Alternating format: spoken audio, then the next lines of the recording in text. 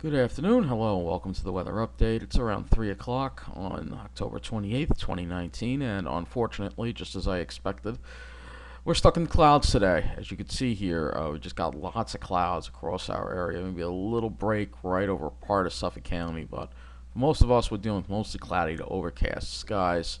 If we take a look at some of the observations across the area, you'll see Central Park is overcast. Uh, Farmingdale does report partly cloudy skies at 63. Islip mostly cloudy, 62. And if we go maybe all the way out east, maybe there, yeah. So if you got to go all the way out east in Suffolk County, it looks like there is a break in the clouds where it's mostly sunny there at Gabreski Airport. However, it was cloudy, and then it cleared out a little later on. But for most of us, we're dealing with cloudy skies today. And it's unfortunate because we're going to have a pretty unsettled week. As you see, we have this weak high, obviously very weak high. That is, we're going to start seeing a more return flow. So we're going to be dealing with some chance of some light rain. As you see, nothing really heavy. It's not until we get to Thursday and Halloween that we're going to be dealing with this really strong low pressure system that's going to be going up through the Great Lakes and bringing up some warm tropical air, and we're going to be dealing with some heavy rain Thursday night into Friday morning. You can see right there. There it is. So let's get a little closer look again, and that'll be our next weather maker. I mean, it's going to be a pretty boring week as far as the weather goes until we get to that storm. It's just going to be cloudy with a chance of light rain for Tuesday, Wednesday. The rain won't amount to much. It's not until we get to Thursday that we deal with this pretty strong system that's going to be coming through here. And with that strong system, it'll also be bringing up some warm, humid air too as well. So let's look at the temperatures as we go through this week here. We stay, seasonable in the 50s. You can see though there's a front stalled, and look at that. Look at how much warmer it is in Toms River tomorrow versus here. Toms River will be dealing with a lot more uncomfortable conditions. And then we start seeing a little more warmth into Wednesday and Thursday. And you can see clearly there is that very strong cold front that's going to be moving through overnight, Thursday night into Friday. Look at that difference there in temperature. So it's going to be fueling some strong storms, perhaps. We could see some thunderstorms with that. And again, you see that humidity there. You see more of a humidity pool occurring over southern New Jersey. And then into Wednesday, we start seeing the humidity increase a little more. Thursday, it really starts bumping up. You can see that strong south flow there, that low-level jet. Dew points go up into the mid-60s, maybe even upper 60s.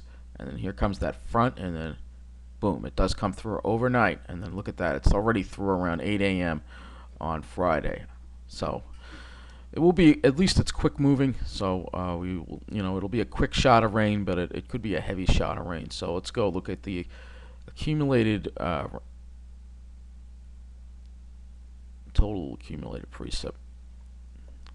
And you could see we could see another inch of rain. However, the worst of it looks like now it's going to be a little more, at least according to the GFS, a little more inland over interior New York and interior Pennsylvania. Let's look at the 12-kilometer NAM. If it's going to go out that far. Alright, it doesn't go out that far. It only goes out to Friday, so we don't have enough of this model to use, unfortunately. Guess I could look at the ICON model. So this is the ICON model. So look at that. It does give us about another inch. Like I said, gives us about an inch. Agreement, we're probably going to see an inch to an inch and a half of rain. You can see it brings that front through quickly. The good news is it'll be a quick shot, maybe even quicker than the last one. So, but we will be dealing with some uncomfortable conditions for that. So I'll keep my eye on this storm.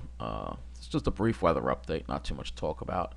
Well, we can talk about what's going on in California, I guess, because that's pretty bad. They have a lot of wildfires there, and I want to actually go to the MODIS satellite.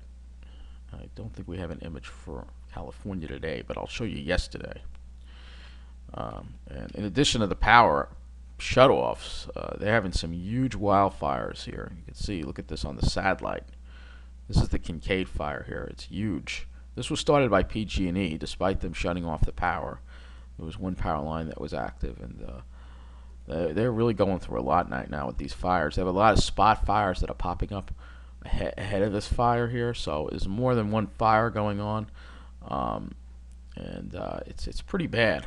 It's pretty bad what's going on over there. Very dry conditions, and they're going to have another one of these Diablo wind events tomorrow, which could trigger more fires and more power shutoffs as well. Let's see if they've restored power to that area or not. All right, nope. People still in the dark. Nearly a million people still in the dark in California.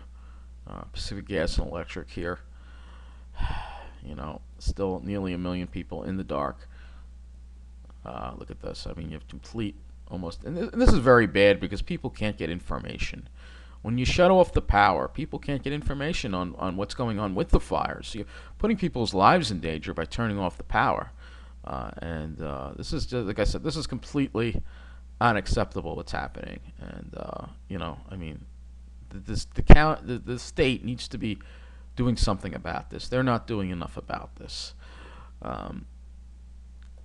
Just going to go to Twitter for a minute, and we're going to not look at the Long Island Railroad because that's what automatically comes up when I hit Twitter. We're going to look at PG&E shutoff. All right,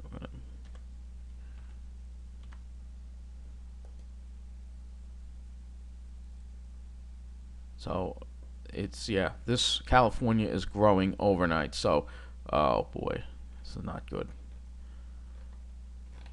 A lot of people not happy with PG&E right now.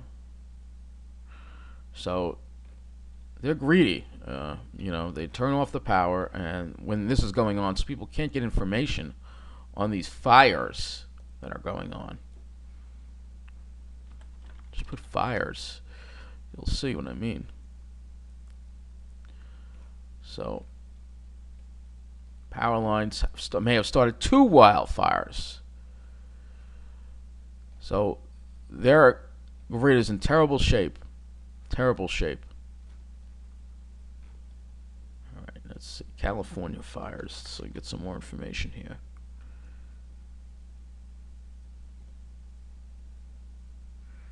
What's this? Let's see. So this is all old stuff. Always hard to get information. I wanted to show you something.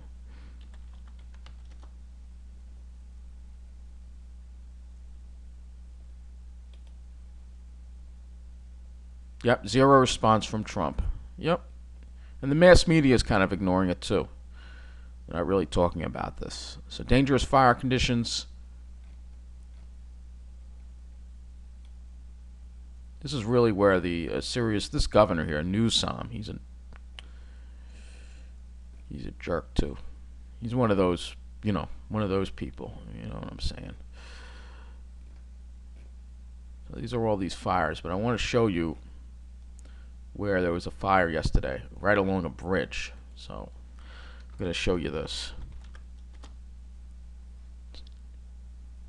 Let's see now if I can find it. That would be great. Yes, here we go. Here's the image I'm talking about.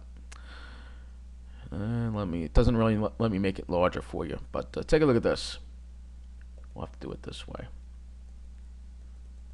Then I'll wrap up this weather update.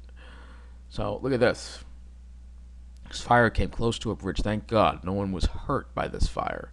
They had to close off the bridge. And look at those power lines. These are the PG&E power lines. Look at how old they are. These are the kind of power lines you see in third world countries. So this is what I mean about PG&E. Their infrastructure is absolutely terrible. And they've been getting away with this for so long.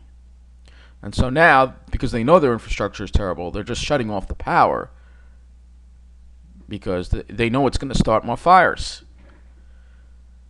This is crazy. This is crazy. So this looks like a scene out of a third world country. This doesn't look like America. But this is what the climate crisis is doing.